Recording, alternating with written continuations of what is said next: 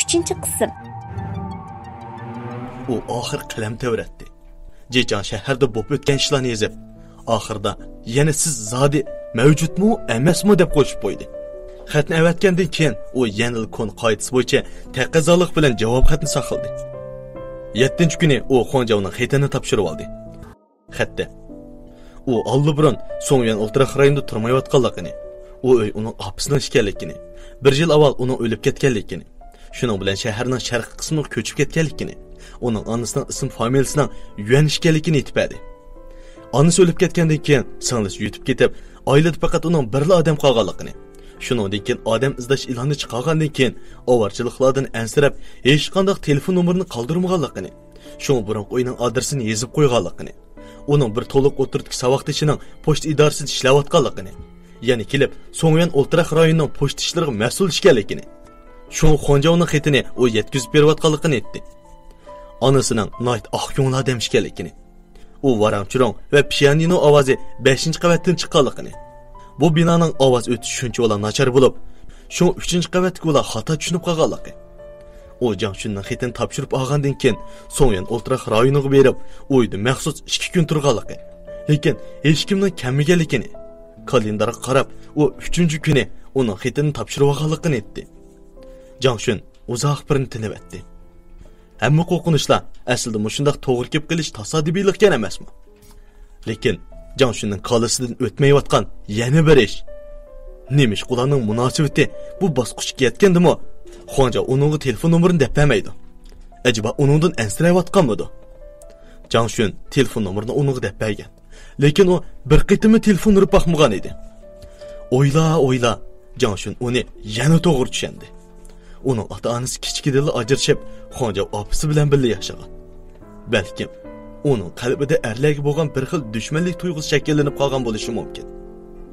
Ya'ni kelib, uning oilasida uning bir nervus ojiz singlisi bo'lg'ashqa, singlisini qo'g'dash uchun bexatarlik tuyg'usini o'stirish kerak. Jangshun mana mushunda xiyollar bilan o'ziga tasalli beryotdi. Xonjaning telefon nomerini deb bermaganligini to'g'ri tushunyotdi. Bu ikkilarning aloqasi yana boshlandi. Bara Jangshun o'zining bu aloqa usulini har kun kashf bo'lganda yolg'iz holda pokiz qog'ozga qalam orqali o'zining his tuyg'ularini yozishni yoqtirib qolgan edi. U hatto Xonjaning telefon nomerini o'ylamaydiganlar bo'ldi. Chunki u telefonni o'ylasala jiddiylashib ketdi. Burunqi o'xshash u xatda o'zining uningga bo'lgan sevgisini izhor qildi. Xonja bo'z xatida uning singlisiga bo'lgan muhabbatini izhor qildi. U har vaqt singlisini eslaydiganligi, singlisining qaytib kelishiga taqozo bo'layotganligi, singlisiga birash bo'lib kelishdan qo'rqayotganligini, shuning uchun kech kunduz uyqusiz qilayotganligini aytdi. Jangshun albatta bu oshqining uyqusiz qilishini, ko'nglining yerim bo'lishini xohlamaydi-da. U shu topda imkon bo'lsa, bu qiz uchun g'amni tang bo'lishsa, uning bu masalani hal qilib berishni, bu sarang ayolning qanchalik qo'rqinchli bo'lishidan qat'iy nazar Xonjavga yordam berishni o'ylayotdi. Bugun Jangshun bir necha do'stlar bilan aroq ichib, xeyli kechda uyga qaytdi. U amdil uyga kirib turishiga telefon sayradi. U yugurib berib telefon elishga. "Voy, siz Jangshun bo'lamsiz?" debla bir notunish ayolning ovozi anglandi. "Siz kim bo'lasiz?" "Men Xonjav. Meni tonimadingizmi?" "Ha, satopdi. Ovozingiz o'zgarib ketibdi-a?" "Men boya bir uchurga erishdim. Anglashimcha, Changyi shahridagi Rogoy mehmonxonasida bir sarang ayol bayqilibdi. Ustiga oppoq ko'ylak kiyibdi. Men hozir ulgurmaydi ekanman. Siz menga yordamlashib u yerga berib bir qarab boqamsiz. Men atadiganlar boraman. Atadiganning tunji mashinasiga chiqib boraman. Xotirjam bo'ling." "Lekin siz qo'rqmaydigansiz-a?" Jangshun hech qanday ishkilanmaylar. Bo'ladi, chatoq yo'q. Siz xotirjam bo'ling. Ha, ras, singlingizning ismi nima-te? Men u yerga borganda oldi bilan uning boyliqligini tekshirib boqay. Ondan uning qaysi yerda turayotganligini bilalayman. U uydan chiqib ketgan vaqtda mening kimligimni elib chiqib ketibdi. Ha, mundaq ekanda? Jangshun, siz bakla ehtiyot qiling. U nervi kesligiga giriftor bo'lgandan keyin doim g'alit holda Sallang deb birining ismini chaqirdi. Ya'ni kelib kimni undoq deb chaqirsa, shuningga ziyonkashlik qiladi. Bo'ldi, ansirmang. Hech tushunmaydi. Xotirjam bo'ling, ha? Ha, ras. Siz mehmonxona ini qadırsin soruvilang. Ondan telefon numarangizni depasangiz, ikkimizning ahda aloqalashishimiz oson bo'ladi. Kechiring, menda telefon yo'q. Ha, bo'pti unda bo'lsa, ikkimiz Ro'goy mehmonxonasida ko'rishaylik, ha? Jangshun telefonni qo'yib, chopinini kiyib ishdan chiqib ketdi. O taksidan birini to'sib, Ro'goy mehmonxonasiga mangdi. O to'liq odatdagi bir mehmonxona bo'lib, ko'rinishida burunqi uylarda ko'rinadi. Jami 20 necha yotoq bo'lib, hammasining derisi o'pma o'xshash edi.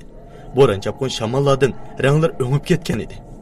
Yana texi derazaga isilgan pardami o'pma o'xshash edi. Birinchi yotoqning chirig'i yondirilgandan boshqa hamma yotoq qop-qorong'u. Mehmonlarning uxlab bo'lganligi yoki hech qanday mehmon yo'qligini bilgani bo'lmaydi. Birinchi yotoq bo'lsa, mehmonlarni tizimlash uyi bo'lib, yana ushshaq-tushak yemekliklarni sotadi. Udildikisi bo'lsa, hojatxona edi. Cho'ng o'ylishiga nechtal sim tortilgan bo'lib, kiyim, yotgan ko'plarni esi chiqishiltadi. Kechida navoda ehtiyot qilmasala, simlar peshonsiq tegib ketishi aniq edi. O'ylanachi tinchlikdan odamni bir xil qo'rqinish chirmib oladi. Jangshun mehmonlarni tizimlash uyiga kirganida bir polkutak semiz ayol televizor ko'rayotgan bo'lib, odam kelganligini ko'rib, likkil o'rnidan turib, "Yotoq ochamsiz?" "Ha. Kimligingizni bering, tizimlab olay. Mush yerdan udul berib 5 nomerlik yotoq. Men bilan menging, men sizga eshikni ochib beray." Polkutak ayol shundoq debli bir tutam ochqushni elib, uni boshlab mandi. Jangshun fursat kelganligini tuydi-da, so'rab baqsam, Xongja ismli birasi mush yerda turayotganmidi? 6-chi yotoqda. 6-chi yotoq dedingizmi? 6-chi yotoq qayoqda?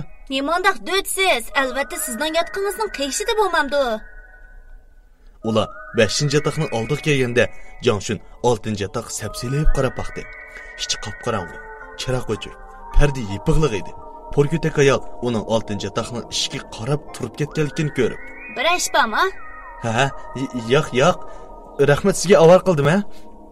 Jangshun shundoq debli yotoqqa kirib keldi. Yotoq ichi shunchalik oddiy bo'lib, uy jihozlarimi burunqi zamondagilar edi.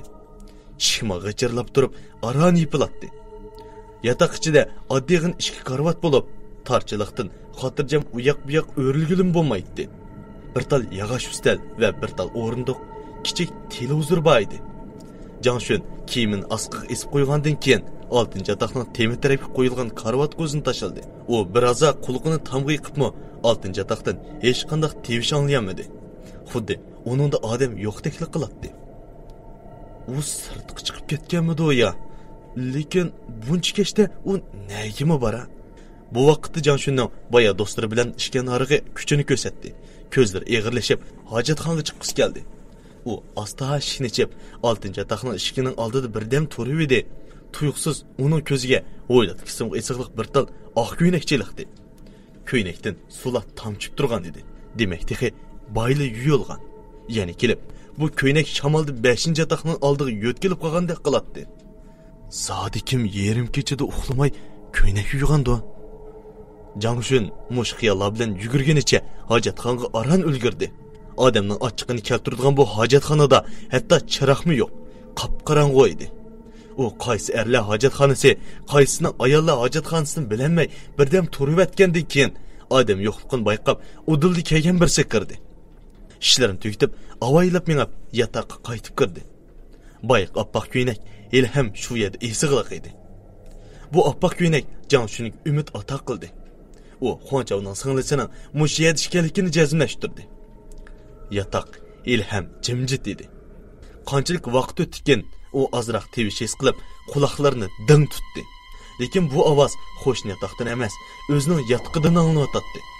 U beshini burab, yana bir karvatga qarab edi. U oppoq ko'ynak kiygan holda yuzlarini osmonga qaratib, tüp-tüz holda jasadga o'xshashli yotadi. Uning yuzlari ko'ynikidan oqirib ketgan edi. Kim? Jangshunning bedallari titrab ketdi. Qarshi taraf hech qanday javob bermay